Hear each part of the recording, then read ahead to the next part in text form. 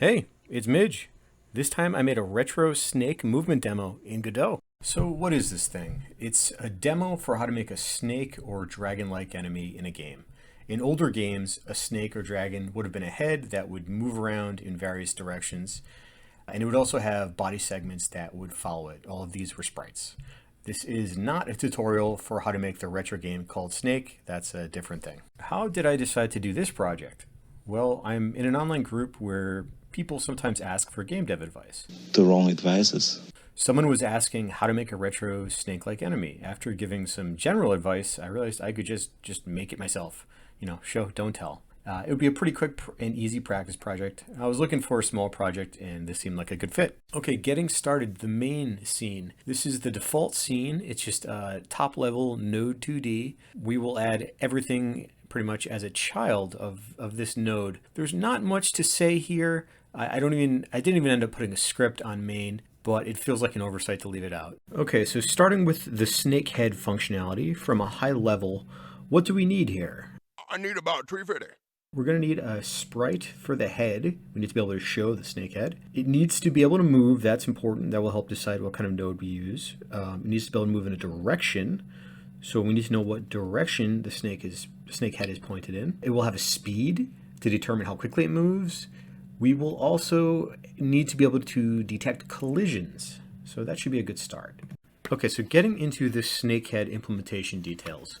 We are not creating a separate scene for the snakehead. We probably would if we were going to spawn multiple snakeheads, but this is just a demo. We're just making one. So the snakehead will just be a node underneath main. The type of node will be a character body 2D. It will have its own script. We are making a snakehead script, and that's where most of our logic is going to be for this thing. Underneath the snakehead, we will also have a sprite 2D node. This is just the sprite to display the snake itself, to show it. We'll also have a collision shape 2D as a sibling of the sprite 2D. This is to detect collisions. Because we want to be able to show the direction that the snakehead is pointing without rotating the snakehead sprite itself, I'm going to have a line 2D node as a sibling node. This will just be a green line that starts off pointing to the right, and we'll turn it to show whichever direction the snakehead is pointing. I also ended up adding a node turning timer. I probably shouldn't explain that now. That was kind of a bug fix attempt that will show up later. Okay, so a little more on the snakehead movement code in the snakehead script. We have a couple of debug booleans up top. We have move and turning enabled, which can toggle the movement and the turning code, which we haven't gotten to yet. We have a speed, which is for the rate at which the snakehead itself moves. We have the direction variable, which is a vector 2. It starts off as a vector2.right, just pointing straight off to the right. That's very important for our movement logic because it determines the direction we will move. For the actual movement code, we have to set the velocity. So what we do here is we take the vector2.right angle, and then we rotate it to the rotation of the direction node. That line, what's it called? The line 2D. So that's rotation is the direction. And then we multiply that times the speed. That gets us the velocity. So once we have the velocity, if we have to do movement, we will just call the move and slide code, and that will handle the movement for us. We can call that because that is a built-in method for the character body 2D node. Okay, so now the snakehead can move in a straight line in a given direction. Right now that direction is just set to the right. So to make it a little more interesting, we're going to let the player turn the snakehead to the left or to the right. To the left by pressing A and to the right by pressing D. That code is pretty straightforward. Not too much to that. One thing I did do was I capped the degrees per press to 2.5. Okay, so the snake head can now move forward in a straight line, and the player can turn it to the left or turn it to the right. That's kind of cool. What's not cool is when the snake head goes off the screen and you don't have any idea of where it is. Not cool. So I decided to try and fix this by detecting when the snake head goes off screen, when it hits the bounds of the screen. If you're looking at the project, screen bounds is the parent node of where I detect all these collisions. Left, right, top, bottom. So I went ahead and I did this. This ended up being unnecessary work because the next thing I implemented just kind of made this redundant. I didn't realize it at the time, but I figured I'd include it because that's real life. Stay on target. So I wanted like a demo mode. The player can control the snake head, turn it left and right, but if the player's not providing any input, I wanted the snake to do something cool. So I solved this by adding a target. The whole idea was sort of that if there's no input, the snake will turn towards the target. It still has that limitation to its turning speed, so it will kind of take a little bit of an arcing path, so it looks like a snake. And when it hits the target will just move to some random position elsewhere on the screen. The implementation of the target itself was pretty straightforward. If you're looking at the nodes in the project, the target is the top level node. That is an area 2D, and then a child of that is the bullseye, which is a collision shape 2D. So the target node, I actually gave it a script, and that's just called the target script. So that has to be able to detect when the snake head hits it, and when that happens, we have to move the target, and then we just move the target to that random location, like I mentioned before. A slightly tricky part was getting the snake head to automatically turn in the right direction. We're still capping the turn, so it can only be at most 2.5 degrees per turn. It was a little bit of work to get the turn towards target working, but not too difficult. Bugs, believe it or not, but even in a project this small, you can still run into bugs. The target was a good addition to the project because it meant the snake would do something without input. It would move to the next target and keep sort of the demo moving. The bug was when the target moves, if it doesn't move far enough, if it stays really close, the snake could get stuck kind of in the same spot. It would just keep a really tight turn around the target and just kind of stay on top of it. This is basically happening because of how I detect collisions. I only detect the entered state. I don't detect like the stays in or something like that. Some simple ways I tried to fix this was after hitting the target, I just disabled turning. So that means the snake kind of goes in a straight line. This kind of worked, but you could tweak things so that it wouldn't work, with the wrong speed or something like that. So it reduced the frequency of the bug. Something else that I did to fix it, or make it less likely to happen, was I just had a timer on the target. So if the target stayed put, I think I used like 10 seconds, and it wasn't hit by then,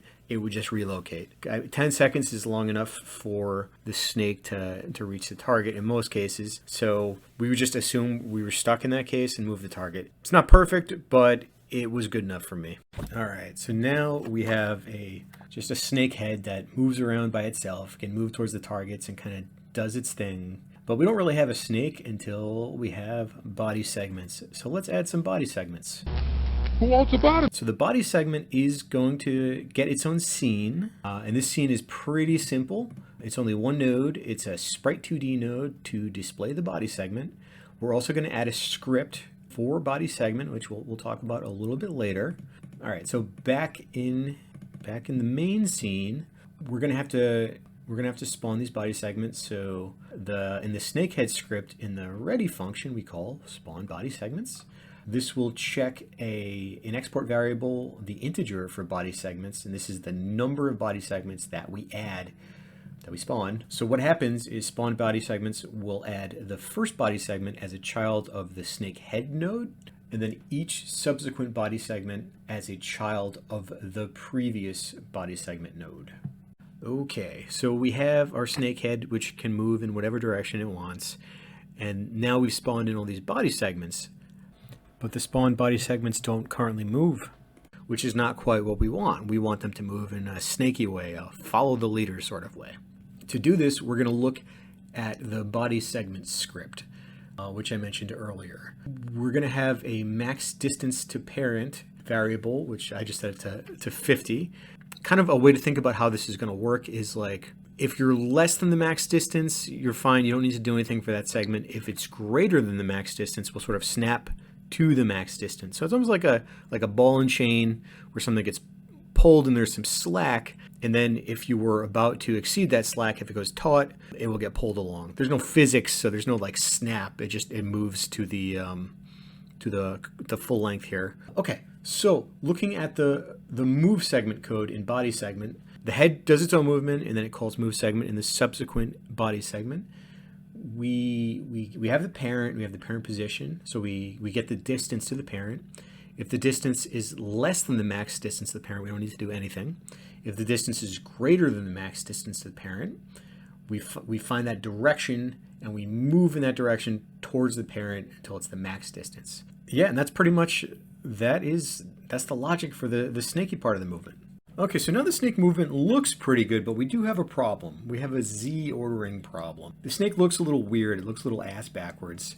The snake head is on top, but the last of the snake body segments appear above the previous ones. So we have some Z ordering problems. There are a couple ways we could fix this. The way that I fixed it was just forcing a lower Z order on the later body segment nodes. It works. It looks fine for a demo. If I were to actually put this in a game, I would probably do something a little different. I would have a different structure for adding the body segments. I think I would have them all be siblings of each other, and I would force the snake head to actually be the last sibling, and then every time you add a subsequent body segment, I would make that show up before the sibling, so that way the Z ordering would just work and you wouldn't have to fix anything. But the way that I actually fixed it for this project is I just forced it. Okay, so what are some things we could change if we wanted to improve this or perhaps use it in a real project? The first thing that comes to mind is the body segment scene. It is currently just a single node. It's just a sprite.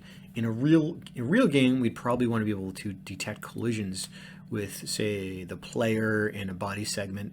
If you're thinking of like the Gradius games, if the ship can fly into the dragon or the snake or whatever and take damage, we'd want to be able to support that.